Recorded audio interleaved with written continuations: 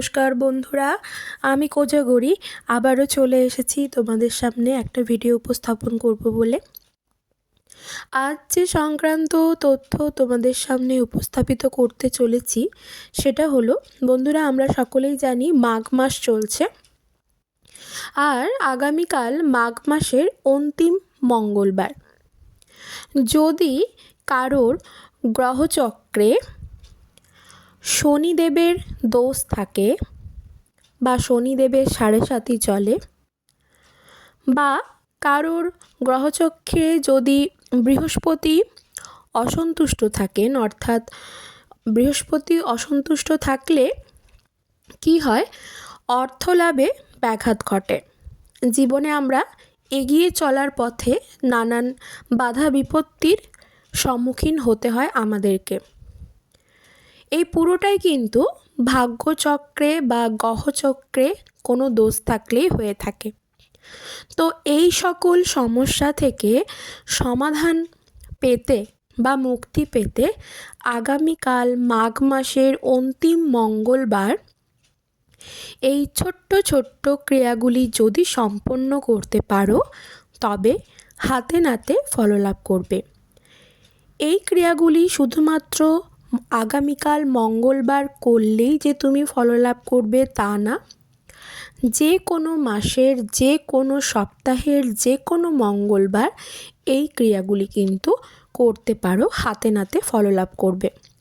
বন্ধুরা, আমি যে সকল ক্রিয়াগুলি তোমাদের সামনে, যে সকল টোটকা উপাচারগুলি তোমাদের সামনে এখন উপস্থাপিত করতে চলেছি, এই প্রতিটি টোটকা ক্রিয়া আমি নিজের সাথে ঘটিয়েছি বা করেছি, অবশ্যই মনে পজিটিভিটি রেখে, ভগবানের উপর আস্থা বিশ্বাস রেখে আমি হাতে নাতে ফললাভ করেছি।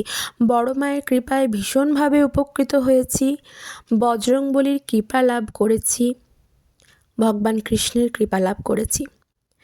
আমি যার দ্বারা উপকৃত হয়েছি সেই সমস্ত তথ্যগুলি তোমাদের সামনে উপস্থাপন করতে চলেছি।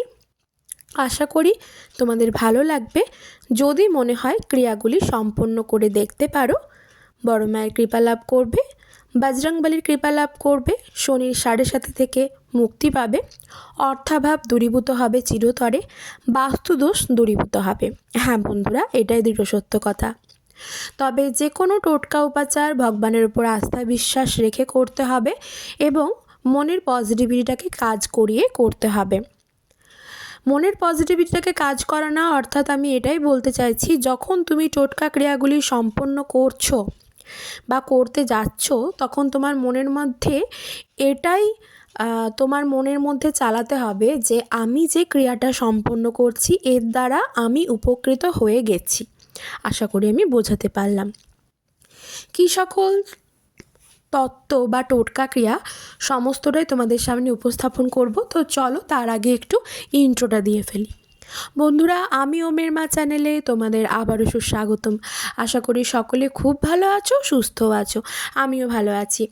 যে সকল টোটকা ক্রিয়াগুলি তোমাদেরকে বলবো সেগুলো অবশ্যই মন দিয়ে করার চেষ্টা করবে, ভীষণভাবে উপকৃত হবে।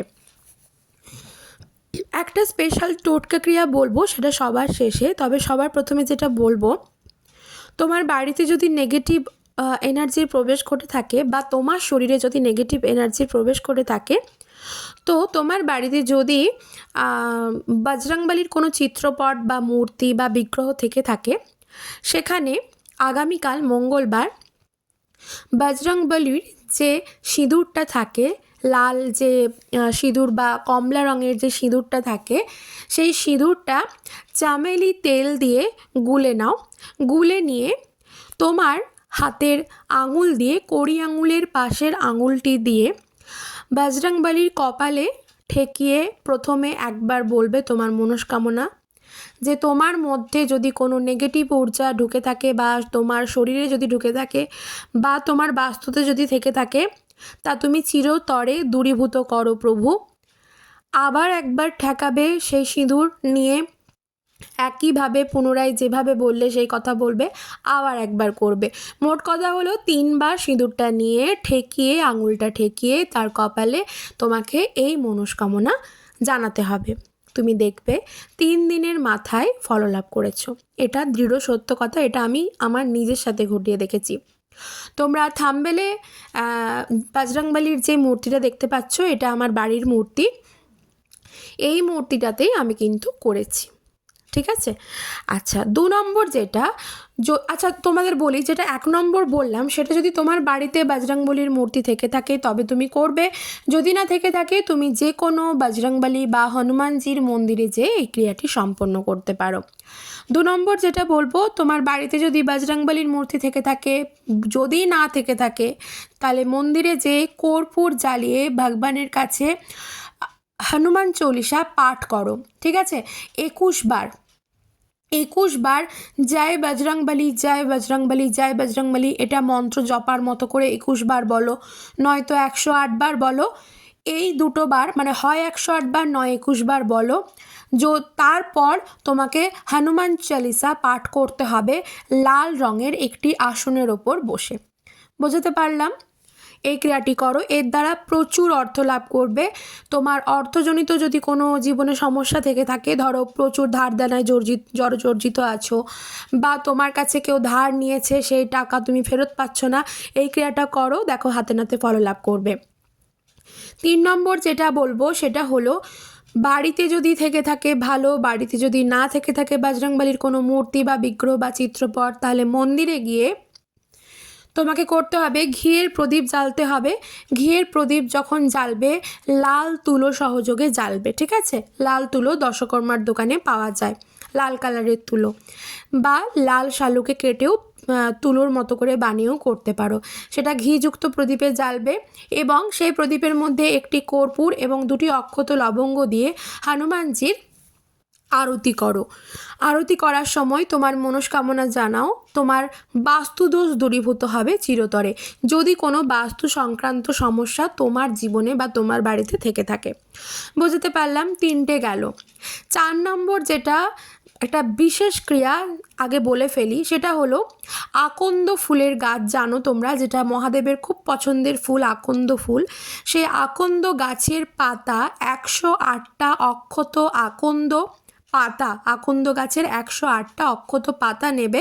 তারপর সেই 108টা পাতাকে ভালোভাবে ধুয়ে নেবে, ধুয়ে নিয়ে সেটা গঙ্গা জল দিয়ে শুদ্ধ করবে। তারপর হলুদ সুতো দিয়ে সেই পাতাগুলিকে মালা আকারে গড়ে নাও।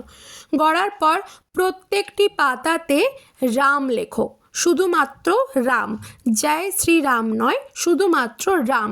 কারণ জানো হনুমানজি প্রচুর হনুমানজি বাহন এক ধরনের বলতে পারো রামের। আমরা জানি রামভক্ত হনুমান বলি, তো রামের কতটা প্রিয় ছিল হনুমানজি সেটা তোমরা সকলেই জানো। তো ওই 108টা পাতাতে রাম লেখো, রাম লিখে হলুদ সুতো দিয়ে সেই পাতাগুলি মালা আকারে সেলাই করে নাও বা গেঁথে নাও। তারপর যে কোনো বজরংবলীর মন্দিরে, এটা কিন্তু মন্দিরে করতে হবে, হ্যাঁ, এটা বাড়িতে করলে হবে না। বজরংবলীর যে কোনো মন্দিরে যাও, আর সেটা তুমি কি করবে, তাকে মানে বজরংবলীকে বা হনুমানজিকে পরিয়ে দাও। যদি নিজে পড়াতে পারো ভালো হয়, যদি নিজে না পড়াতে পারো তাতেও কোনো অসুবিধে নেই, তুমি ওই মন্দিরের পুরোহিতকে দিয়ে পরিয়ে দিতে পারো, ঠিক আছে। রাম লিখবে। আচ্ছা, রামটা কিভাবে লিখবে? হয় অরেঞ্জ কালারের যে সিঁদুরটা বললাম, যেটা হনুমানজির সিঁদুর, সেটা চামেলি তেল দিয়ে গুলে সেটা দিয়েও তুমি লিখতে পারো হাতে করে, বা লাল চন্দন সহযোগেও কিন্তু রাম লিখতে পারো, ঠিক আছে। এটা সকলেই করতে পারো এই ক্রিয়াগুলি, নারী পুরুষ নির্বিশেষে সকলেই কিন্তু এই ক্রিয়াগুলি করতে পারো। এর দ্বারা তোমার শরীর থেকে নেগেটিভ এনার্জি দূরীভূত হবে, তুমি প্রচুর অর্থ লাভ করবে, তোমার আটকে থাকা টাকা চলে আসবে তোমার কাছে, তোমার শরীরের মধ্যে একটা পজিটিভিটি কাজ করবে, ভীষণভাবে কাজ করবে। তোমার শরীরের মধ্যে যদি কোনো নেগেটিভ এনার্জির প্রবেশ ঘটে থাকে তা সাথে সাথে দূরীভূত হবে। বন্ধুরা, একেবারে দৃঢ় সত্য কথা, এই ক্রিয়াটি করে দেখতে পারো, হাতে নাতে ফললাভ করবে, 24 ঘন্টার মধ্যে ফললাভ করবে, ঠিক আছে। বোঝাতে পারলাম? 4 নম্বর গেল, এটা কিন্তু সবথেকে বড় ক্রিয়া, এটা কিন্তু করবেই করবে, মাস্ট। আগামীকাল মাঘ মাসের অন্তিম মঙ্গলবার ক্রিয়াটি করো।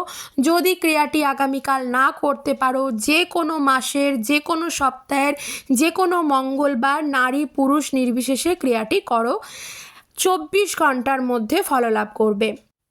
5 নম্বর যে ক্রিয়াটি, সেটা হলো চাকরি বা ব্যবসা ক্ষেত্রে উন্নতির জন্য হনুমানজির মন্দিরে মঙ্গলবার যাও। যাবার সময় তুমি সাথে করে একটি অক্ষত লেবু নিয়ে যাবে, 4টি ছোট এলাচ নিয়ে যাবে। সেই এলাচ 4টি লেবুতে গেঁথে মন্দিরে বসে হনুমান চালিসা পাঠ করবে। তারপর সেই লেবুটি হনুমানজির পায়ে নিবেদন করো। এর ফলে বাধা বিপত্তি দূরীভূত হবে। বাধা বিপত্তি তো দূরীভূত হবে অবশ্যই, তাছাড়া তোমার জন্মছকে যদি মঙ্গলের দোষ থেকে থাকে তাও কিন্তু কেটে যাবে। আর মঙ্গলের দোষ কেটে যাওয়ার সাথে সাথে নবগ্রহ সাথ দেবে তোমার। এই ক্রিয়াটি করে দেখতে পারো। আর যেটা শেষ বলবো, যে শেষ ক্রিয়াটি, সেটা হলো প্রতি মঙ্গলবার তোমার জন্মছকে যদি শনির 7.5 চলে, প্রতি মঙ্গলবার হনুমানজির মন্দিরে গিয়ে তার পছন্দের লাড্ডুর সাথে তুলসী পাতা মিশিয়ে সেটি ভোগ আকারে নিবেদন করো বজরংবলীকে।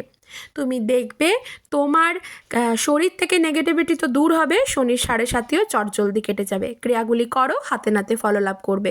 ভালো থেকো।